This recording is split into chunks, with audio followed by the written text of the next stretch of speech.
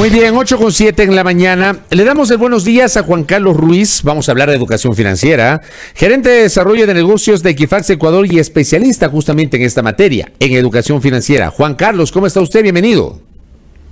Mauricio, buen día. Qué gusto saludar a toda la audiencia de Radio Majestad. Gracias por este espacio. A usted por la gentileza de atendernos. ¿De qué vamos a hablar hoy, Sí, pues Mauricio, para hoy hemos preparado un tema fundamental, ¿no? Para el momento que estamos viviendo.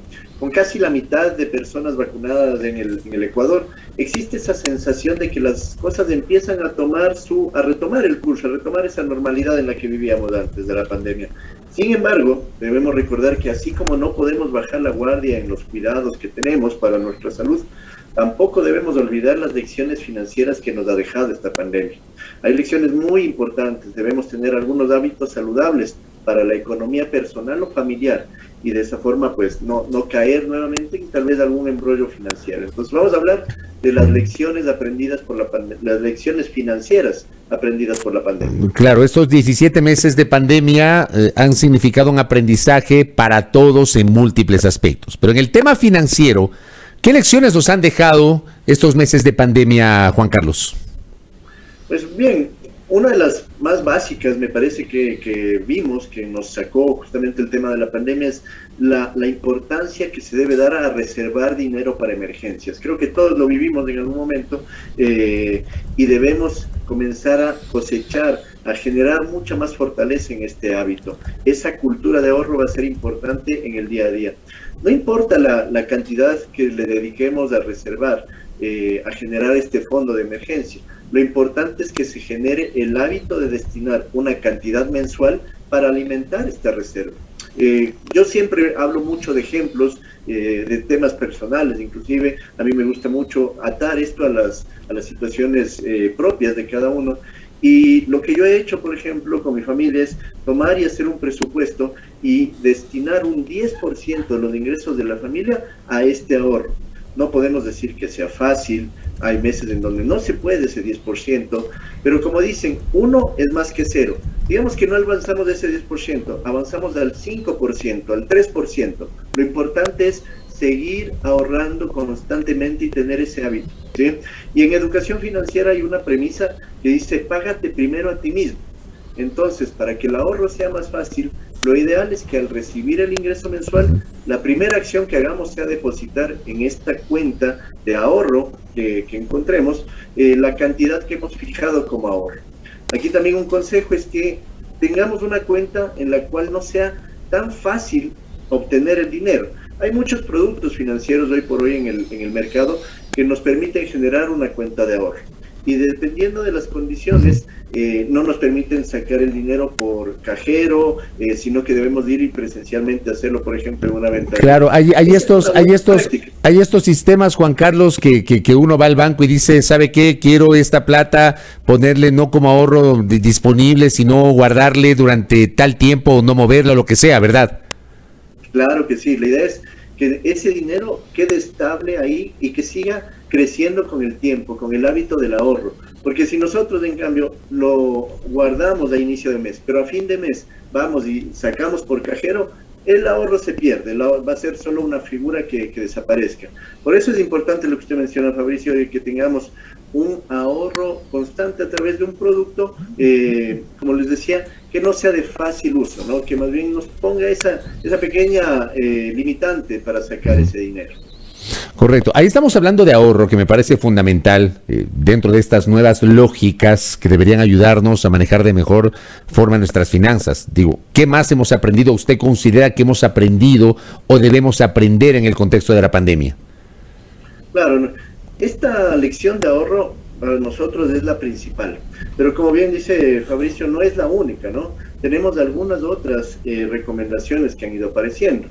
Y dentro de estas recomendaciones, pues podemos hablar de que en los primeros meses de la pandemia, si vamos al ejemplo, nuevamente al ejemplo personal, muchos hacíamos listas de compras ordenadas para demorarnos lo menos posible cuando íbamos, por ejemplo, al supermercado.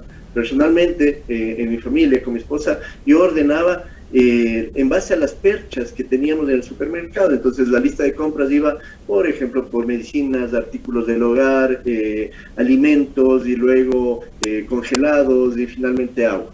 Entonces ya tenía una rutina, un orden específico para ir al supermercado. Esa misma rutina de tener un orden, una priorización, la debemos aplicar ahora a la vida financiera.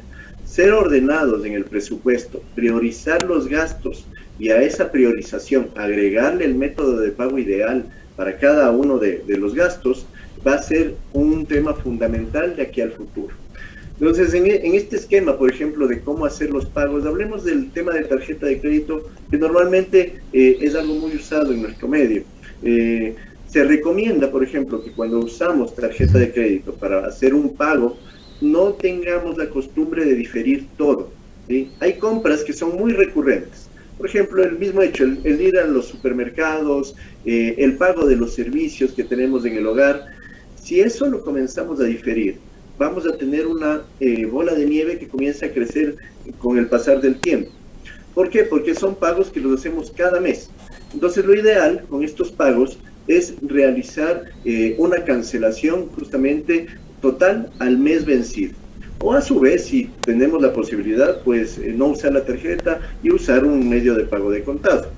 Ahora, habrá otros gastos en donde sí necesitamos usar la tarjeta como tal y que también podríamos pensar en diferirlo. Por ejemplo, una compra de un electrodoméstico, una computadora, muebles para la casa, una renovación, unas vacaciones que tampoco lo hacemos todos los meses. Entonces, ese tipo de gastos debe ser priorizado y debemos tener ahí un tipo de pago que podría ser el diferido. En conclusión, el orden y el modo de manejar las tarjetas de crédito para priorizar los gastos son fundamentales y no debemos perder la costumbre de ordenar y de priorizar nuestra vida justamente que hayamos adquirido por este tema de pandemia. Ahora, me parece fundamental estas recomendaciones sobre el uso de la tarjeta, no diferir, sino tal vez hacer pagos corrientes y a fin de mes poder justamente consignar el pago a la tarjeta de crédito. El año ya se acaba, hoy es 1 de septiembre, estamos ingresando a los últimos 4 meses del año. ¿Qué consejos justamente vinculados a este tema nos podría generar, Juan Carlos? ¿Qué punto tan importante topa ahí Fabricio? Justamente estamos por cerrar, ¿no? Y como siempre en la vida, cuando estamos por cerrar un ciclo es importante poner una pausa y revisar qué pasó, hacer una retrospectiva acerca de qué pasó en este ciclo. En el caso de este año, del 2021, pues va a ser importante ver cómo estuvo nuestras transacciones, cómo estuvieron nuestros gastos durante el año. El primer consejo aquí, y que muchas personas no lo hacen, lamentablemente lo hemos visto en educación financiera, es siempre llevar un registro de los gastos que se realizan. Mira, Fabricio, hoy por hoy hay muchas facilidades tecnológicas para llevar este registro. Y por ejemplo, apps celulares, yo hace un par de años descubrí varias de estas y vi cuál era la más funcional en mi caso y comencé a utilizarlas, con el objetivo de ir registrando los gastos que voy teniendo a nivel de mi hogar. ¿Para qué? Me dirán, ¿y qué saco yo registrando? Pues es una excelente pregunta.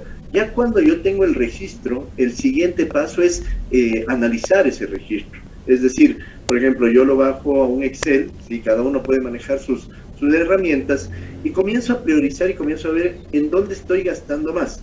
¿Cuál ha sido un gasto muy alto, por ejemplo, en el mes en el hogar? Y de esta forma comienzo a ver inclusive algunos gastos que no los identificaba y que eran fugas imperceptibles de dinero.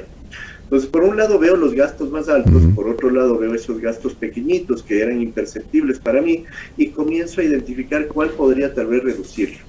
En el caso, ahí nuevamente Fabricio, como un ejemplo personal, teníamos derecho de hacer muchas compras de comida por el tema de la pandemia a través de estas delivery que hoy por hoy existen. Con mi esposa veíamos que había un gran gasto dentro de este rubro y decidimos comenzar a limitarnos en los días que podíamos hacer los pedidos. De esa forma, es un ejemplo muy sencillo en donde vamos a poder mejorar nuestra situación.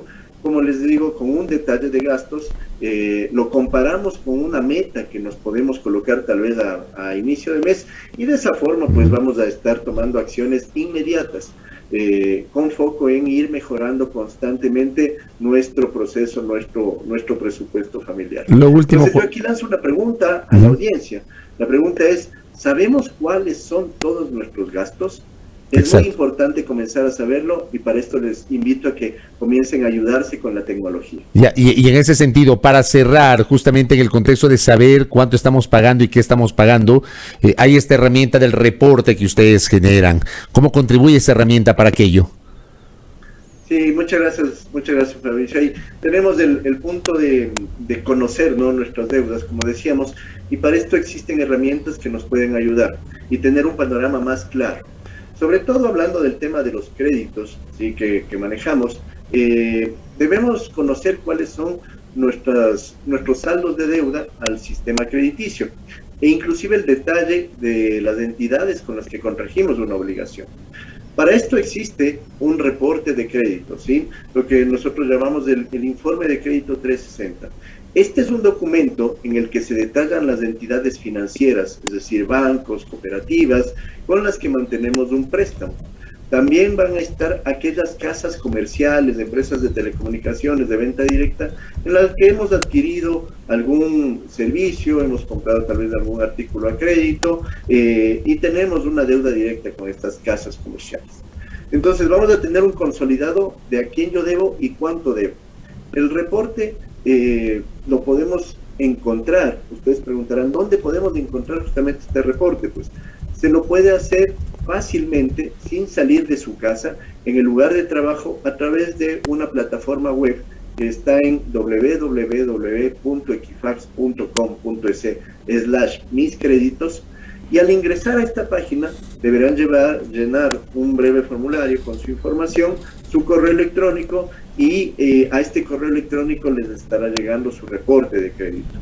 Adicionalmente, de esta plataforma web hay muchas personas que prefieren la transacción personal, que quieren hacerlo directamente y pueden acceder a este reporte comprándolo en las agencias de Servipagos, en la red activa Western Union o instituciones financieras y locales comerciales de la red de servicios Facilito en todo el país. Correcto. Entonces, estos son canales oficiales en donde podemos acceder a nuestro reporte de crédito y entender justamente nuestra información crediticia, y como parte del ordenamiento de la costumbre financiera, pues recomendamos que se lo haga cada 3 meses, porque eso también nos va a permitir entender nuestros gastos, tal como le decíamos en el punto anterior, Fabricio. Correcto, Juan Carlos. Gracias por estas recomendaciones. Que tenga un buen día.